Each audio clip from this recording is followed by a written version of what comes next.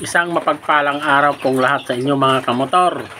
Ito na naman po tayo para mag-share ng isang natuklasan nating troubleshoot para dito sa TMX 125 Alpha.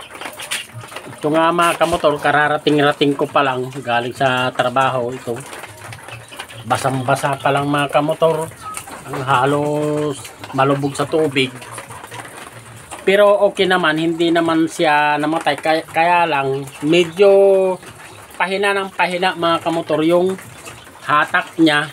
Kaya napag-isipan natin buksan yung kanyang on in off na sa gasolina. Ito mga kamotor, sa ito.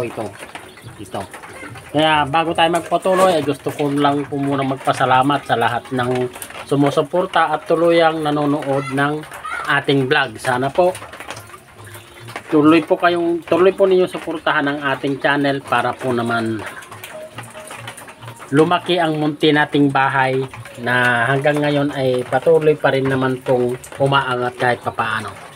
Okay. Hindi ko na nabidyohan mga kamotor at umuulan yung tungkol dito sa paghina ng hatak na paunti-unti ng motor na ito. Pero ito mga kamotor, kung sa mga nakakaranas ng mga ganong troubleshoot, yung hindi na kayo komportable sa hatak niya, malinis naman itong kanyang karburador dito. Ito mga kamotor ang buksan ninyo. Itong kanyang on in off na sa gasolina. Yan, isara ninyong ganyan mga kamotor, yung ganyan ang ganyan isara nyo.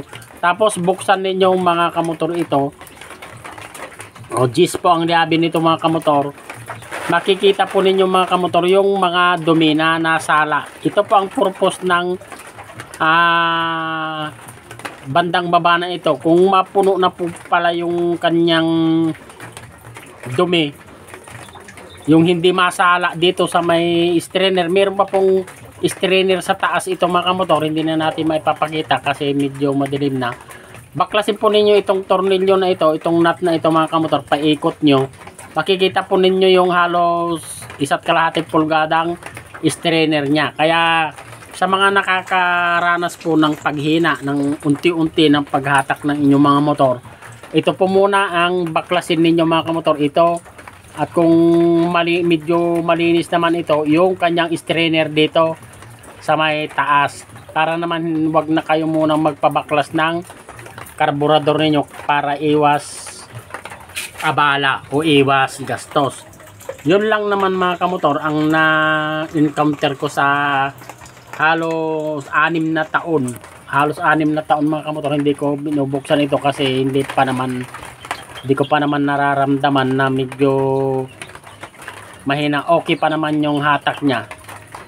Kaya lang nung mga 1 linggo na yata mga kamotor, sa pagtawid-tawid ko ng ilog, halos yung dating hindi siya namamata, parang kinakapos na siya. Kaya ito lang ang binuksan ko mga kamotor, okay naman na. Nilinis ko ito at saka yung kanyang strainer. Natanggal na rin pati mga kamotor yung parang huli.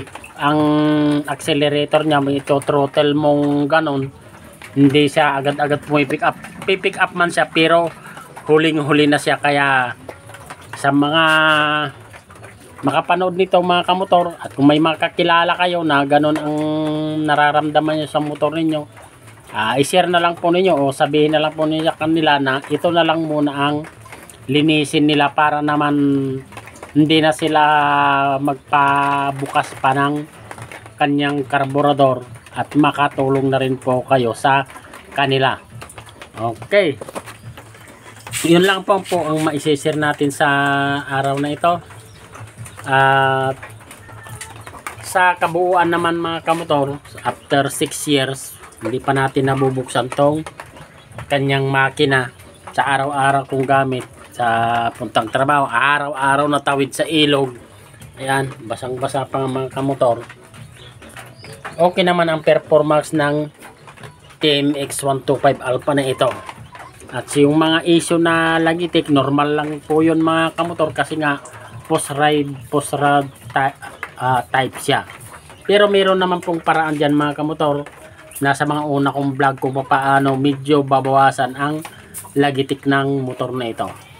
Okay, yun lamang po ulit at God bless po sa inyong lahat. Thank you po.